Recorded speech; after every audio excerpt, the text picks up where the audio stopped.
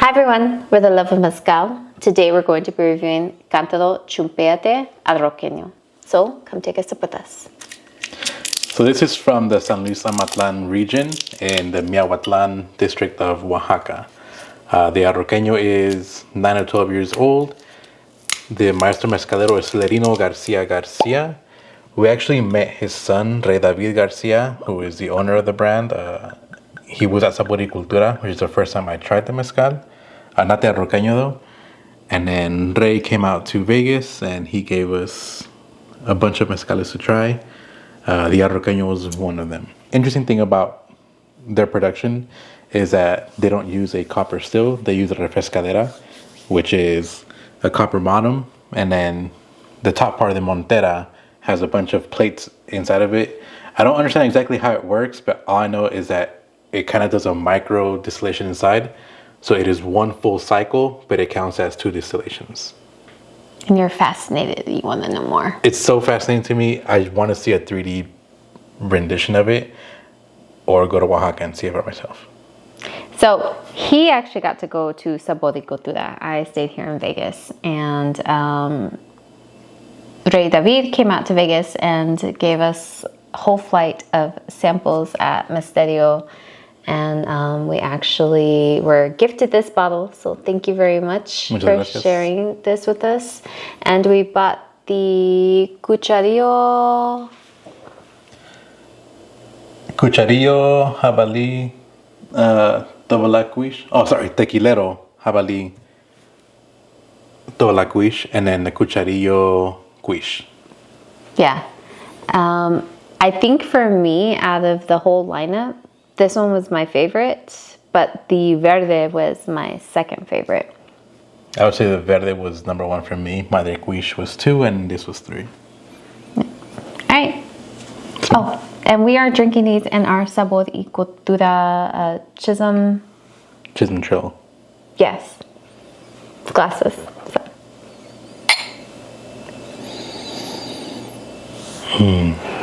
There's like an earthy sweetness to it. It kind of smells like butterscotch candy to me, but I'm getting some like sharpness on my nose. Are you getting a little like weediness from it? Kind of like grains? Yeah, like, okay, it's gonna sound weird, but like that, not the sweetness, but that underlying like secondary flavor that you smell from a Twizzler. I kind of get that. Oh, interesting. To me, it smells weedy. Oh, I can see what you're saying, like a licorice, kind of. But no, I'm getting more red vine. A red vine.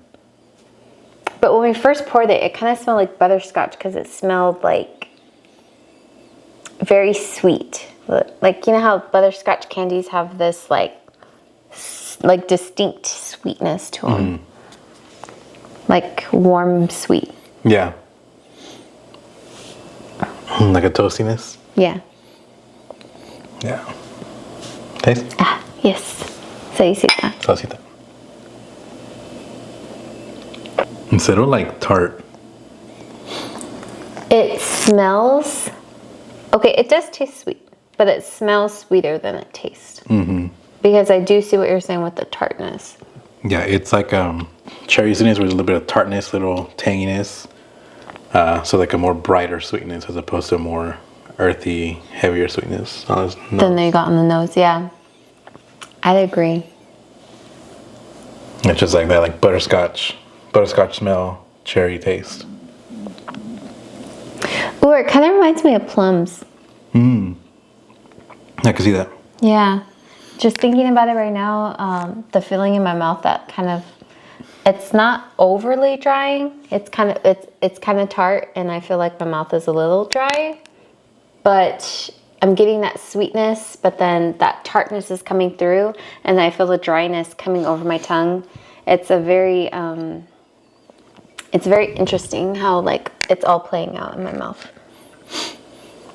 So I'm having like very confusing things with like, was drinking and like as I'm exhaling, I'm getting like, oh, even right now, I'm getting like very much like tobacco and ash.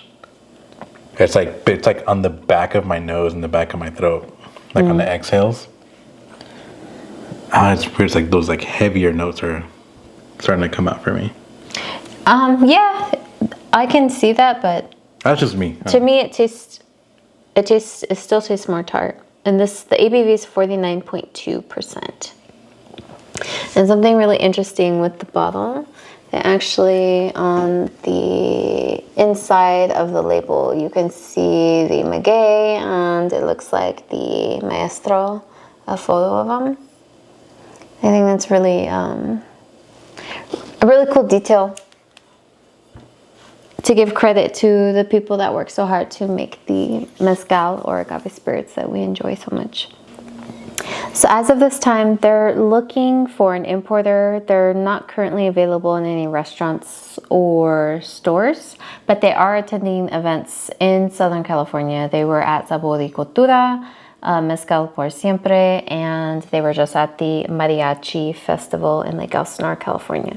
So the name Cantaro Chumpeate, it's a reference to a very specific type of clay jug that they use to store mezcal, and it's like a really big clay jug that's flared out at the bottom, and it gets to a very, very small neck and a very flared out topper. If we find a picture, I will post it in the video right here so you guys can see it. And if you give them a follow on their Instagram page, I'm sure you'll see photos of it, as well as if you see them at any events. He does bring it with him for display, which I think is really cool to have that available for people to see for themselves. Yeah. Oh, thank you for taking a sip with us. Salicita.